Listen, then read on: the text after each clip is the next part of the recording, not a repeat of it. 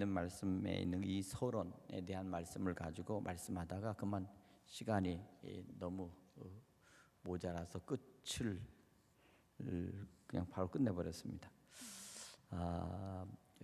지난주에는 외식에 대한 이야기를 했습니다. 외식, 사람이 외식한다는 것, 다시 말하면 이중성을 드러내는 것을 외식이라고 말합니다. 겉으로는 선한 척하면서 속으로는 아주 상대방에 대해서 독을 품고 두고 보자. 너 나중에 언젠가는 이렇게 생각하면 이거는 엄밀히 말하면 외식하는 거죠. 다시 말하면 외식한다고 하는 것은 겉과 속이 이게 다른 것, 이것이 바로 외식입니다. 그런데 우리는 때로는 살아가다 보면 이 외식하는 것을 많이 합니다. 옛날에 우리 아버지가 그래서 손님들이 왔는데 손님들한테는 그렇게 선하고 그렇게 부드럽고 그렇게 친절하더라고요. 근데 집에서 우리 엄마하고 나한테는 아주 쥐잡듯이 잡아요. 얼마나 무서운지. 그리고 정말 그랬어요. 제가 어렸을 때 제일 생각하는 게 뭐냐면 손님이 오면 너무 친절하고 아주 젠틀하고 그래요. 그런데 집에서는 별로 젠틀하지도 않아요.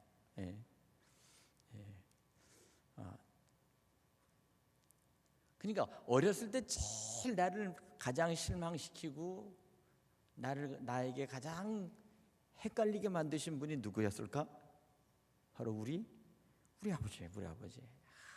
근데 그분도 학교 선생이세요. 그래갖고 학교에서는 또 막 제자들이 얼마나 오는지. 한 가지 좋은 점은 그 제자들이 올 때 꼭 사과 박스 같은 거 이런 거 사오고, 내가 어렸을 때도 양과자라고 하는 요새 그 케이크나 뭐 그런 거 있잖아, 그죠? 그래가지고 어렸을 때 제가요 아주 고급스럽게 컸습니다. 제가 어렸을 때 남들이 신지 남들은 고무신 신을 때 저는 구두 신었습니다. 그 괜찮았죠? 선생 아들이라고. 그래가지고 그리고 엄마 아버지 따라서 극장 구경도 갔다가 그러다가 이제 엄마 아버지 같이 돌아오는데 구두 한 짝이 벗겨졌습니다. 그런데 구두 한 짝 벗겨졌는데도 아무 소리 안 하고 계속 가서 어디까지 갔다 봤더니 신발 하나가 없는 거예요. 신발 하나가, 구두 하나가. 나는 분명히 구두 벗겨졌다고 했는데 그냥 양쪽 손 잡고 계속 가더라고, 둘이서. 그래서 어디까지 갔다가 다시 그 자리까지 갔는데 구두가 없어요. 그래가지고 집에 와서 우리 엄마 우리 아버지가 대판 쌌습니다. 애를 갖다가 구두. 그날이 바로 구두 처음 신는 날이었습니다. 구두 처음 신고 지금도 아주 내 기억에 아스라이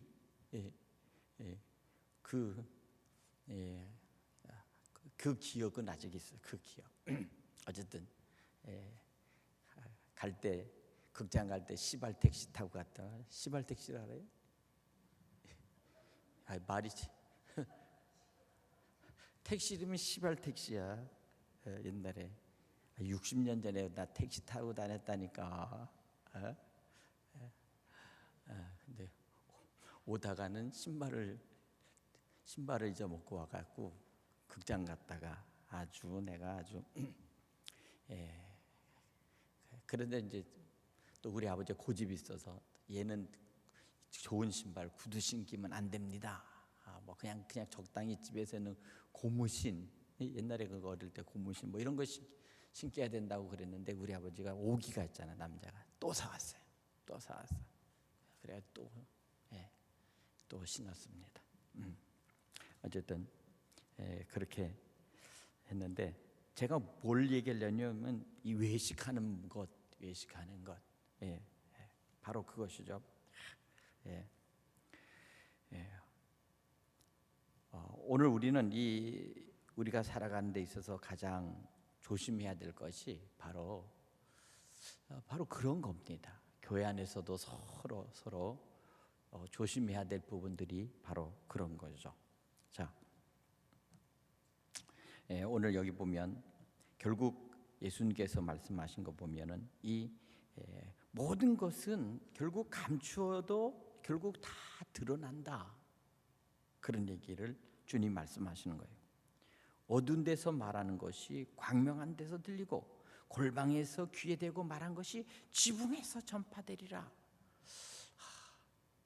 예수님께서는 2000년 전에 이미 이 말씀을 하실 때 결국 인간들의 속성을 아셨습니다. 인간들의 속성. 인간들의 속성은 결국 뭘 감춰놓지 못한다는 사실입니다. 또 한 가지는 비밀이 없다는 사실입니다. 세상에 비밀이 없다. 비밀이 있는 것 같아도 비밀은 없다. 너와 나만 아는 것이 아니라 밤에 새도 보고 달도 보고 다 산천초목이 다 본다. 다 본다. 얼마 전에 화성에 그 살인 사건이 있어서 영원한 미제로 남을 것 같은 그 살인 사건, 살인의 추억. 뭐 옛날 영화도 있었죠, 그죠? 저도 봤어요. 살인의 추억. 그거 참 많이 여러 번 틀어줬습니다. 그런데 그 도적놈이 그렇게 결국 마지막에 다 드러났잖아요.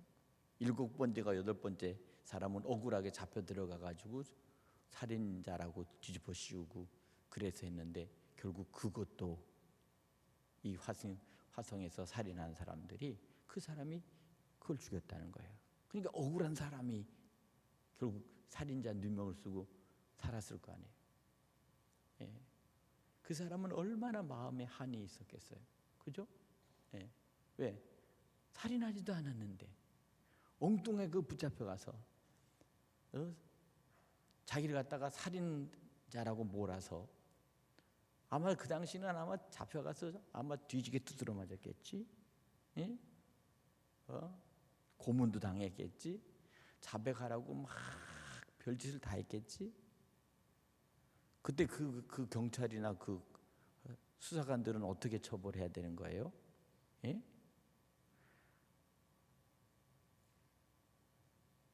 뭐 여기 경찰관 아저씨 없어? 경찰 출신. 우리 저기죠. 구건사님 오셔야 물어볼 텐데. 좌우지간 이렇게 억울한 일들이 아마 틀림없이 밝혀지지 않아서 그렇지 비일비재할 거예요. 세상은 우리가 생각하는 모든 어떤 그런 선하고 모든 것들이 정말 정직하고 모든 것들이 정의로운 쪽으로 그렇게 흘러가는 것만은 아닙니다. 때로는 어떤 일을 해결함에 있어서 수단과 방법을 가리지 않고 마구잡이로 그렇게 권력과 힘을 믿고 그래서 억울한 자들이 생기고 심지어 살인한 자들이 생기고 살인했다는 것을 억울하게 뒤집어 쓰고 나서는 그냥 또 사형당하고 뭐 이런 경우도 있습니다. 이 권력의 이 권력이라고 하는 이 속성과 이 권력이 갖고 있는 이 폭력성은 이것은 참으로 감히 어떻게 해볼 수 없는 것입니다. 이렇게 권력을 믿는 자. 주님 예수님 당시에도 바로 그랬습니다. 예수님 당시에도 보면 예수님과 함께하는 모든 사람들은 이제 파문하고 그리고 이제 절대로 누구든지 예수님을 만나서는 안 된다. 이렇게 해서 유대인들이 자기들이 그 사내들인 공회에서 오늘로 말하면 국회입니다. 국회에서 법령을 정했습니다. 유대인 장로들이 70명이 그 짓을 했습니다. 그리고 나서는 누구든지 예수님을 만나는 자는 고발해라. 그러니까 성경에 보면은 안 못 보는 소경이 그 길에서 이렇게 예, 성전 앞에서 구걸하는데 주께서 진흙을 바르시고 나서는 침을 뱉어서 진흙을 밟아서 온 다음에 너가 저 실로암 가서 목가 가서 씻고 와라. 그랬더니 이 소경이 더듬 해가지고 저 밑에 실로암까지 가가지고 눈을 씻고 얼굴을 씻는 동안에 눈이 번쩍 떴어요. 그 다음이 문제였습니다. 소경이 눈을 떠가지고 이제 소경이 눈을 떴으면 어떻게 합니까?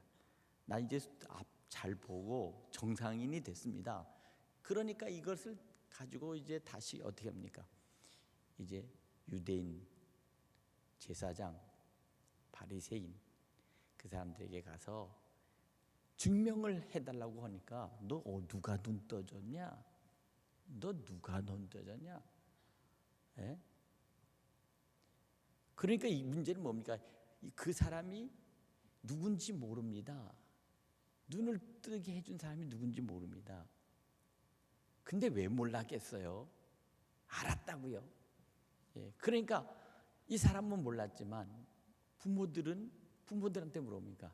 이 사람을 눈을 뜨게 해준 사람이 누굽니까? 나도 모릅니다. 왜 모르겠어요? 이미 예수님이 눈을 뜨게 해줬다는 것을 이미 알고 있죠. 예. 그렇지만 감히 말을 못해서 예수님 왜 파문당하고 내쫓김을 당할까 봐. 예. 예. 바로 그와 같은 이게 바로 예수님 당시에 예수님을 향하여 조직적이고 또 그들이 가지고 있는 유대인들의 권력은 세 가지의 권력이 있었습니다. 유대인들, 소위 말하면 유대인들 이 장로 제사장이 가지고 있는 종교 귀족들의 권력이 있었고, 또 한 가지는 분봉왕으로 있는 헤롯이라고 하는 이 분봉왕, 이 사람이 가지고 있는 이 권력이 있었고, 또 하나는 로마의 제국에서 파견하여 그 이스라엘 그 지역에 있는 모든 지역들을 다스리는 바로 그 총독, 로마의 관리 총독의 권한이 있었습니다. 로마 군대 장관. 이와 같은 세 개의 권력 사이에서 바로 예수님이 그때 이 복음 안에서 이제 이스라엘에서 이 말씀을 전하는 겁니다. 세상에 보세요. 세상에 어떤 특별하고 특출한 사람이 나타났는데 그 사람들이 갑자기 선동하고 돌아다닌다. 그러면 다 주의할 거예요. 다. 종교 경찰, 스파이 뭐 이런 것들이 와가지고 다 뒤에서 조사합니다. 조사해. 무슨 말을 했냐, 누구 만나냐, 그리고 어디를 갔대. 이렇게 하면서 다 뒤에 있는 조사를 합니다. 다 뒤에 있는 조사입니다. 낱낱이 누구를 만나고 어디서 뭘 했고, 무슨 말을 했고, 같이 다닌 사람은 누구고. 뭐 지금은 안 그럴 것 같아요? 지금도 동일합니다. 이게 바로 권력의 속성입니다. 권력을 가진 자들은 그걸 알려고 아주 혈안이 됩니다. 바로 예수님 당시에도 바로 그랬습니다. 오늘 그렇기 때문에 내가 내 친구의 너희에게 말하니 몸을 죽이고 그 후에 능히 더 못하는 자를 두지 말라. 왜 이 말씀을 갑자기 하셨을까? 몸을 죽이고 그 이상 능히 더 이상 하는 자들을 두려워하지 마라. 다시 말하면 예수님과 함께하는 모든 사람들이 이렇게 막 예수님께로 올 때 그들 속에는 혹여라도 예수님과 만났다가 또 예수님과 서로 함께 같이 뭐 어떻게 했다가 유대인들이 고발하면 나는 어떻게 할까 하는 그런 염려가 있었습니다. 염려가 있었다.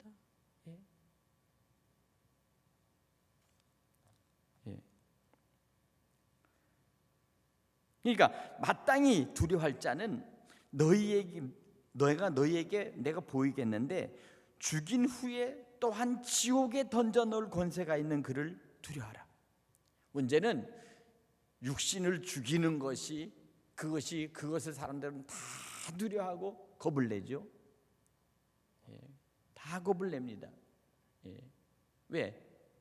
가장 중요한 것은 뭐냐면 몸뚱아리가 죽을까 봐. 이 몸뚱아리가 죽을까 봐. 그런데 문제는 주님은 죽음 이후에 영혼의 문제를 주님은 말씀하십니다. 영혼의 문제. 다시 말해 이겁니다. 우리가 살아있을 때 우리는 육체만 죽으면 끝난다라는 생각을 갖고 있지만 그것이 끝이 아니라 영원한 내세, 영생의 문제가 이제 그 이후에 이어지겠는데 그 이후에 그 영혼이 이제 어떻게 되겠느냐? 바로 이것입니다. 오늘 여기 보니까 우리는 두려워할 수 있는 것은 죽인 후에 또한 지옥에 던져 넣을 수 있는 권세, 바로 권세 있는 그를 두려워하라. 금생에 있어서는 이 땅이 전부라고 생각하지 마라. 내세에 있어서 영원한 지옥과 천국이 기다리고 있다. 여러분 믿으십니까? 우리의 이 생명은 이 땅에서 잠깐 살다가 끝나버리는 그렇게 하는 것 끝나는 것이 아닙니다. 유교에서는 우리가 이 땅에서 이렇게 살다가 죽어버리면 우리 영혼이 저 무주 구천을 떠돌아다니다가 그러다가 자기가 죽은 날 자식들이 다 제사 지낸다고 이렇게 제사상을 차려놓으면 그날 이제 제사밥을 얻어 먹으려고 이 혼이 와가지고 그 음식을 먹는다는 거예요. 그래가지고 보면 밥을 이렇게 떠놓으면 밥이 이제 1시간 동안 내내 있으면 이제 밥이 이렇게 진기가 이제 없어지고 쩍쩍 벌어지잖아요. 그런 밥 잡숴 보셨어? 예? 아주 지겹게 먹었습니다. 나는 제사를 갖다가 집에서 1년에 10몇 번씩 그냥 5대조를 봉사를 한다고 그래갖고 아니 도대체 5대조 기억된 나는 5대조까지 제사 날짜를 정해서 그렇게 하면 우리 할머니가 정말 고생 무지무지 했습니다. 우리 할머니 6살인가 7살에 민면이를 시집 와가지고 그때부터 생각을 해보세요. 6살 7살짜리를 데려다가 그 앞으로 이제 해가지고 10살인가 10몇 살에 초례를 해서 이제 시집장가를 보내고 우리 할아버지 얘기하는 게요. 우리 할머니. 그러고 나서는 이제 그러고 나서 우리 아버지를 이제 낳았지. 몇 살에 낳는지 계산이 안 되더라고요. 한 10몇 살에 낳으신 것 같아. 우리 아버지하고 우리 할머니는 나이가 너무 짧아. 그래서 내가 막 물어봤어. 이상하다. 우리 아버지 어디 주워 온 거 아니냐? 나하고 우리 어머니는 20몇 살 차이가 나는데 어떻게 할머니하고 우리 아빠하고는 나이가 그렇게 몇 살밖에 안 나는 거냐고. 내가 꼬치꼬치 자꾸만 물었어요. 그랬더니 옛날에는 다 그런 거요. 우리 할머니가 옛날에는 일찍 시집 가서 일찍 낳았어. 그래요. 낳는데 그럼 우리 아버지만 낳은 겁니까? 어떻게 된 겁니까? 막 자꾸만 들고 물어봤지. 궁금하니까. 그래도 며칠 낳습니까? 그랬더니 12개 낳았대. 12개.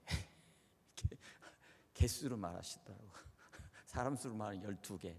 12개만 나갔고 5개 잊어버리고 7 키웠다 그러더라고요. 제가 그걸 어디 가서 빌어서 내가 의문이 풀렸냐면 제가 베트남 가서 의문이 풀렸어. 우리 장로님하고 베트남 가서 봤더니 어떤 애기가 애를 얻고 왔는데 한 국민학교 한 6학년이나 되나 중학교 1학년 됐는데 애를 얻고 왔어요. 그래서 무슨 깐난이의 동생인 줄 알고요. 그 애가 동생이냐 그랬더니 자기 딸이래. 세상에.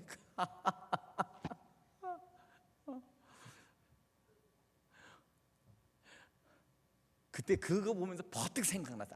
옛날 우리 할머니, 우리 친할머니,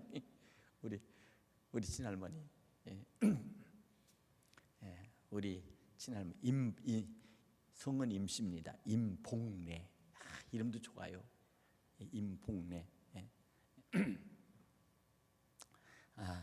근데 그분이 예수 믿고요. 예수 믿고 내가 목사 돼 손자가 목사가 됐으니까 우리는 이제 나는 예수 믿겠다 하고 그날로 교회를 가셨어요. 할렐루야. 예. 이게 축복 중에 가장 큰 축복입니다. 예. 그런데도 우리 아버지는 끝내 버티더라고요. 버텨. 교회 안 가. 왜? 자기는 유교를 순상하고 나는 오직 나는 이 절개를 지킨다. 그런데 결국 우리 아버지도, 그리고 우리 할머니는 제가 목사 안수를 받았을 때 갔으니까 한 37인가 30 뭐 그 정도에 제가 안수 받았거든요. 그러니까 그때 예수를 할머니가 믿으셨고 우리 아버지는 그때부터 한 12년간 버티다가 결국 제가 50이 되는 나이에 우리 아버지가 예수 믿었습니다. 할렐루야. 예, 참 그렇게 집안 얘기 더 많이 하면 좀 창피한데 그 정도 하겠습니다. 예, 뭐 창피할 것도 없지 뭐 다 그렇지 뭐.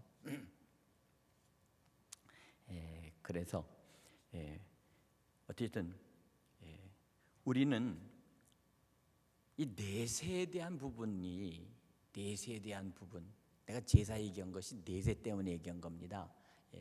우주 구천에 떠도는 영혼이 이제 제사밥 얻어 먹으려고 그래가지고 밤에 왜 또 껌껌할 때 그렇게 오밤중에 그렇게 제사를 지내는지 졸려 죽었구만. 그러면 또 다 자다가 애들은 다 일어나야 돼. 그래가지고 또 제사 지내고 참 그렇게 했지만 그런데 우리 어머니가 다 그것을 바꿔버렸습니다. 기독교로 바꿨습니다. 우리 어머니의 그 헌신적인 그 기도와 그 희생으로 말미암아 우리 집안이 다 구원을 받기 시작했습니다. 이제 몇 안 남았습니다. 두 가정이 버티는데 작은 아버지 가정 두 가정이 비쳤는데 그 중에서 작은 어머니는 또 예수를 믿습니다. 이제 그래서 이제 곧 이제 죽기 전에 이제 예수를 믿게 되겠지만 어쨌든 기도합니다. 다 구원받게 해달라고. 자, 중요한 건 뭡니까? 이게 여기 두려워할 자, 누구를 두려워하느냐? 죽인 후에 또한 지옥에 던져 넣는 권세가 있는 바로 그를 두려워하라. 이게 누굽니까? 바로 이 지옥에 던져 넣을 수 있는 자는 바로 예수님이십니다. 여러분, 저와 여러분은 우리가 마지막에 그리스도의 심판대 앞에 선다는 사실을 여러분 꼭 기억하시기 바랍니다. 누구 심판대? 예수님의 심판대. 하나님이 여러분들을 심판하실 것 같아요? 하나님은 모든 심판을 당신의 아들 예수 그리스도에게 모두 다 맡기셨습니다. 그러니까 이제 예수 믿는 자들은 심판대 앞에서 그냥 슬쩍 이렇게 통과할 거예요. 그러나 예수 믿지 않는 자들은 그들은 어림없지. 여지없이 이 어린 양의 심판의 보좌 앞에 서게 되고 그 보좌를 이 계시록에 보면 백보좌의 심판이다. 백보좌, 하얀 보좌의 심판, 어린 양의 심판, 바로 예수님의 심판입니다. 그 심판 앞에 서서 영원한 지옥으로 던져진다는 겁니다. 영원한 지옥, 불못으로 던져지는 겁니다. 자, 그래서 여기 보니까 내가 참으로 너희를 그를 두려워하라. 그 다음에 예수님이 비유를 들어 이렇게 말해요. 참새 5마리가 2 아시리온에 팔리는 것이 아니냐. 그러나 사람 앞에 그 하나도 잊어버리신 바 되지 아니하리라. 다시 말해 하나님은 모든 것들을 다 기록하고 모든 것들을 셈한다는 겁니다. 참새 2마리, 이 참새 5마리가 2 아시리온.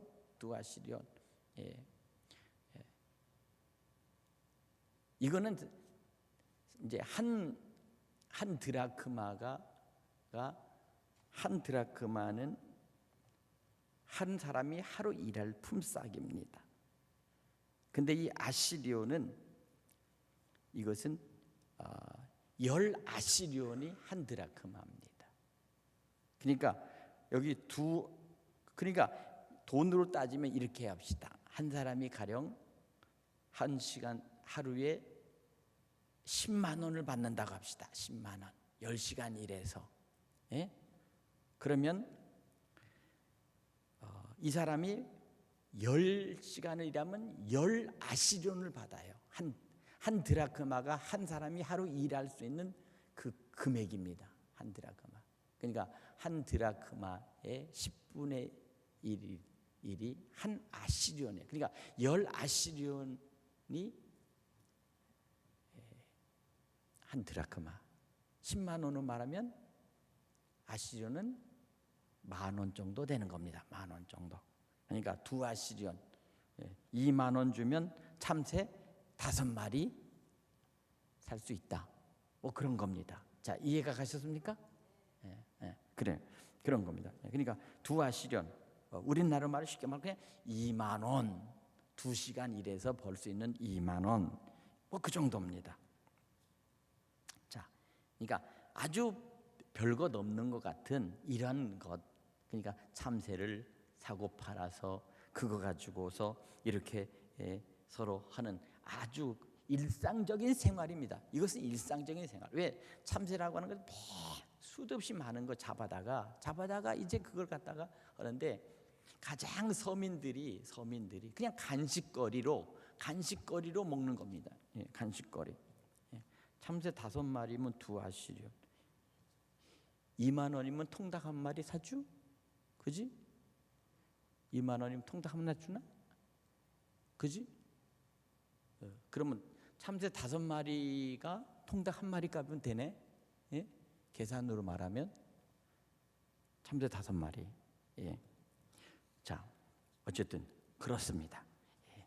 자, 이건 무슨 얘기냐면요, 예수님께서 비유를 들어서 당시에 너무 시장에 늘상 사고 팔고 하면서 이렇게 하는 어떤 그런 것들을 보면서 참새구이 같은 거 있잖아. 그런 거 하면서 사람들이 그냥 일상적으로 그걸 갖다가 이렇게 사서 먹고 할 수 있는 그런 비유를 들어서, 그런 모든 일상생활에 있는 모든 일들이 그저 쉽게 그냥 이렇게 돈 뭐 좀 하면 또 참새 몇 마리 사다 먹고 뭐 이렇게 하는 이런 것들, 그런 것 하나하나도 하나님 앞에서는 그 하나도 잊어버리신 바 되지 않는다. 다시 말하면 하나님은 모든 것을 관찰하신다는 겁니다. 오늘 여러분들은 어떤 일을 하셨습니까? 누구를 만나셨습니까?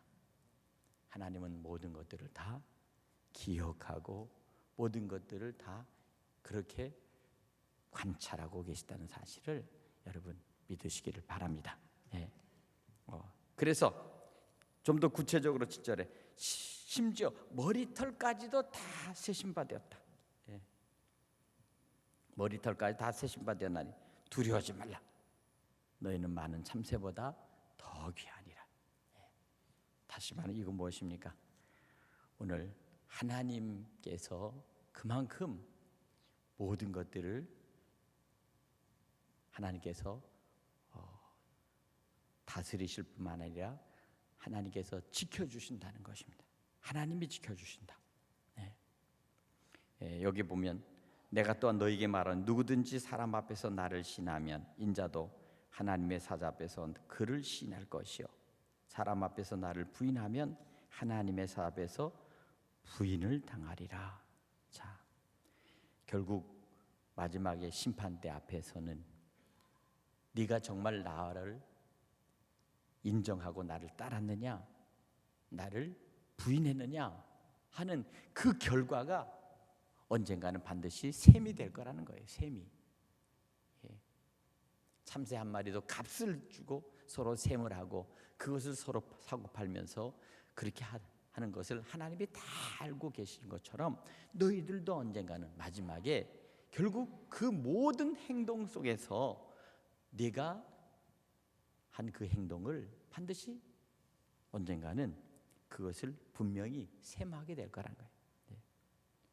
주님을 부인하고 주님과 멀리하려고 그렇게 많은 사람들에게 그렇게 해서 사람들이 주님을 은근하게 은연중에 주님을 멀리하려고 하는 그러한 행동들이 벌어지는 것을 주님이 아셨기 때문입니다.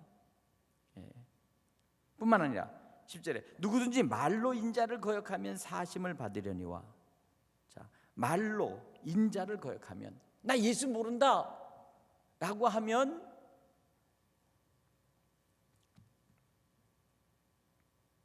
사심을 받을 수 있다는 겁니다.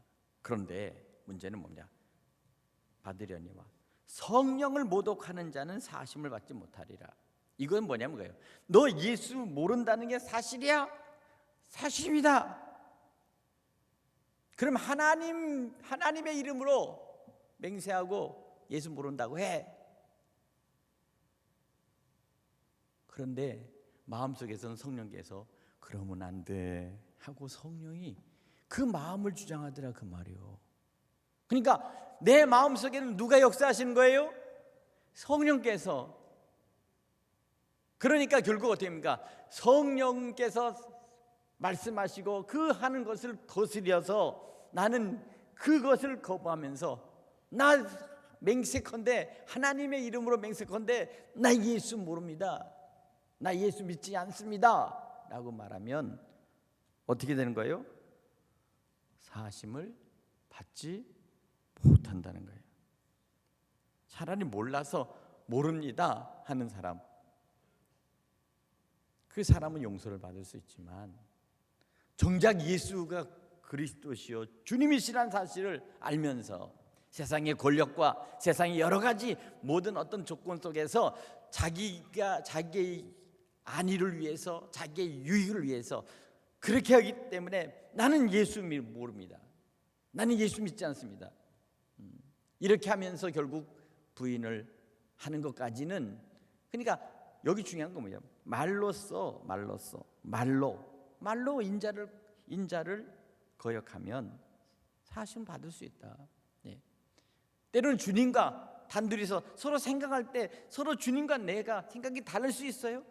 예수님과 내 생각이 다를 수 있어요. 그러니까 서로 다툴 수도 있고 예수님을 향해서 벌떡거리면서 화를 낼 수도 있습니다. 제자들이 예수님을 향해서 막 대들었죠. 예루살렘에 가면 인자가 고난을 받을 것이다. 그러니까 제자들이 다 같이 그런 일이 있을 수 없을 것입니다. 우리가 있지 않습니까? 그리고 왜 주님이 예루살렘에 입성하는데 고난을 받습니까? 당연히 이제 다윗의 왕자에 앉으셔야죠. 뭐 이런 겁니다. 오늘날도 보면 대권 주자들이 지금 서로 나서서 서로 이제 대권을 노리고서 지금 하지 않습니까? 예루살렘 올라가서 대권을 잡으실 예수님, 당시도 제자들이 또한 주님을 따른 자들이 다 그 생각했습니다. 다윗의 저 보좌, 저 왕자는 예수님께서 앉으셔야 돼. 이분이 바로 그 자리에 앉으시면 우리는 이제 그분의 좌편에 우편에 내가 당당히 내가 거기서 나도 권력을 누릴 거야. 세베대 아들 야고보와 유다, 요한 똑같이 그런 생각을 했잖아요. 그 어머니도 그런 생각을 했고, 바로 이와 같은 상황 속에서 오늘 이 사람들이 이제 회당에서 여기 위정자들 또 권세 있는 자 이런 사람들이 더 강압적으로 예수를 잡아 죽이고 예수를 없애야 된다. 예수와 만나는 자들은 가만두지 않겠다 해가지고 회당에다가 포고를 하고 공문을 보내고 그렇게 해서 모든 사람들이 철저하게 예수를 배제시키는 그러한 일들을 그들이 서슴지 않고 벌려가고 있는 그때 예수님은 알고 있었습니다. 이 지금 현재 돌아가는 판국이 어떠냐, 저들이 어떤 모양으로 나를 대항하고 대적하는지 주님은 이미 알고 있어요. 이게 바로 누가복음 12장에 오늘 여기 주님이 말씀하시는 그 깊은 의도 속에는 바로 저들이 나를 어떻게 대적하는지, 유대인들이 어떻게 나를 여기서 유대인이라고 하는 것은 이스라엘 사람들의 모든 것이 아니에요. 유다를 중심으로 한 그 권력을 잡은 바리새인과 사두개인과 그리고 거기에 잡고 있던 그 제사장과 서기관과 그들이 가지고 있는 그 권력 속에서 그 함께하는 그런 그 장로들, 이스라엘의 장로, 소위 말하면 12지파의 대표자와 함께 그들이 뽑아놓은 70명의 사내들인 공회원, 오늘날면 적어도 국회의원 뭐 이런 사람들입니다. 이런 사람들이 모든 회당에서 조직을 하고 조직적으로 예수님을 배제시키고 예수님에 대해서 지금 아주 악한 말을 퍼뜨린다는 겁니다. 악한 말. 그래서 오늘 여기 보니까 사람이 너희를 회당이나 위정자나 권세자들 앞에 끌고 가거든 어떻게 무엇으로 대답하며 무엇으로 말할까 염려하지 말라. 마땅히 할 말을 성령이 곧 그때 너희에게 가르치시리라. 문제는 뭡니까? 오늘 12장 1절에 보니까 그동안에 물이 수만 명이 모여서 밟힐 만큼 되었더니, 바로 그들이 그러한 모든 방해 공작을 하고 별의별 짓을 다 해도 이스라엘의 전역에서 예수님을 향해서 꾸역꾸역 예수님을 향해서 모여들더라 그 말이요. 그러니까 이와 같은 상황 속에서 한편에 뒤에서는 음모하고 한편에 저들대로 나름대로 예수를 제거하려고 하는, 예수님을 제거하려는 모든 방해 공작을 하고, 이 사람들은 오직 우리에게는 유일한 구원자는 그리스도 우리 주님 예수님뿐이다 라고 사람들은 예수님께로 다 몰려오는 그 상황 속에서 예수님께서 지금 이 말씀을 하시는 거예요. 이 말씀을 하시는 거예요. 그때나 지금이나 어떻게 그렇게 별로 차이가 없죠?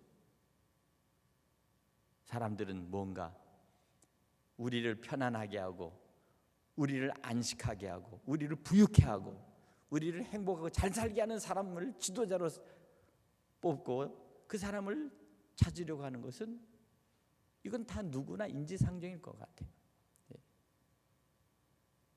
예수님 당시에 이렇게 했지만 이와 같은 일들은 이미 세례 요한 때 이미 광야에서 벌어졌던 사건들입니다. 요단강에서 벌어졌던 사건들입니다. 그때도 이와 같은 일들이 벌어졌습니다. 그런데 제2의 세례 요한처럼 나타난 이 나사렛 예수, 그 예수를 바라보면서 사람들이 몰려든 것입니다. 그럼 어떻게 했습니까? 세례 요한은 헤롯 왕이 자기의 생일날 춤을 추다가 그 살롬에 자기의 그 동생의 아내를 자기의 아내로 빼앗았는지 자기 첩으로 삼았는지 모르겠어요. 하여튼 그것에 대해서 세례 요한이 그것이 잘못됐다고 얘기하니까 성질이 나니까 잡아다가 옥에 가뒀는데 그 여자의 딸인 살로메가 춤을 추다가 이 요한의 목을 달라고 그래라. 술이 취해가지고 이 헤롯이 이 과대 헛소리를 한 겁니다. 술 취해서 이 나라의 반절이라도 너에게 주겠다. 네가 원하면. 그랬을 때 이 어린 여자애가 지 엄마한테 가갖고 뭘 원하면 됩니까? 그랬을 때 저 감옥에 있는 요한의 목을 달라고 그래라. 그래서 결국은 권력에 의해서 희생이 당했어요. 권력자. 세례 요한, 바로 그를 목을 벤 사람이 누굽니까? 바로 분봉왕 헤롯이 그 짓을 한 거예요. 그러니까 권력자들은 그렇게 할 수 있는 거죠. 오늘 여기 보면 똑같이 여기 보면 너희 회당이나 위정자나 권세 있는 자들 앞에 끌고 가면 그들이 무엇으로 대답할지 너희가 말할지 너 염려하지 마라. 마땅히 할 말을 성령이 그때 너희에게 가르치시라. 이 성령이 누굽니까? 바로 이 성령이 바로 예수의 영이십니다.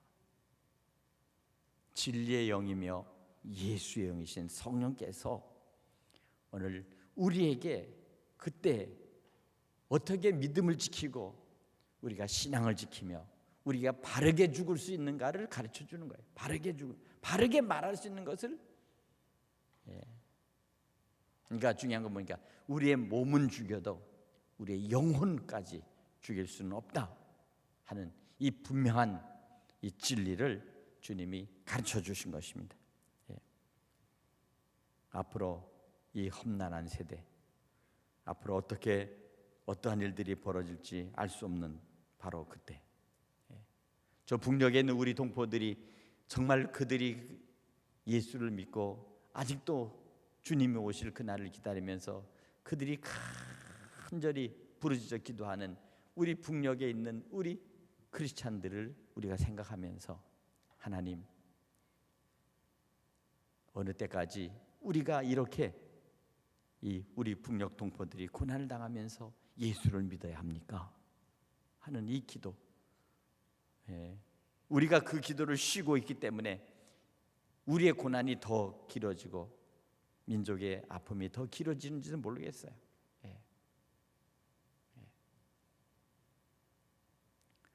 북한에 있는 모든 인권을 우리는 유엔에서도 우리는 그 인권 국가에서 그것을 같이 서명하자 하니까 우린 기권해 버렸습니다. 대한민국을. 얼마나 비겁한 일입니까?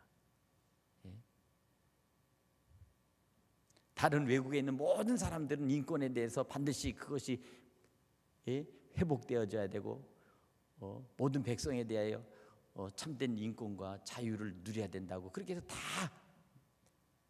했는데 대한민국만, 우리만 그것을 빠져버렸다. 정말 기가 막힐 일이죠. 그게 뭐냐? 그게 위선입니다. 그게 위선. 국가적 위선입니다. 오늘 바로 그것이 바로 누룩이요 곧 외식입니다. 외식. 다른 나라에 있는 사람들이나 진정한 인권을 갖고 있는 사람들이 과연 우리를 생각할 때 뭐라고 얘기할까? 자, 오늘 우리는 여기까지 말씀 보면서 예수님께서 당시에 오셔서 오늘 진정으로 주님께서 말씀하신 것은 뭐냐? 하나님께서 모든 것들을 다 지켜보고 있다는 사실을 저들에게 말씀하신 겁니다. 하나님께서만이 아닙니다. 내가 지켜보고 있다. 오늘 이 시간 우리 같이 한 5분 동안 기도하겠습니다. 하나님, 우리의 외식을 제거해 주시고 또한 세상에 있는 모든 권력과 세상에 있는 모든 것들이 참된 믿음을 방해하지 않고 참된 진리 안에서 오직 주님만 믿고 주님을 의지할 수 있도록 주여 도와주시옵시고 이 생명의 복음의 이 진리가 모든 사람들에게 전해질 수 있고 우리 북한 동포들에게 전해질 수 있도록 하나님 도와주시옵소서. 우리 같이 주님 한번 크게 부르고 동시 기도하겠습니다. 주여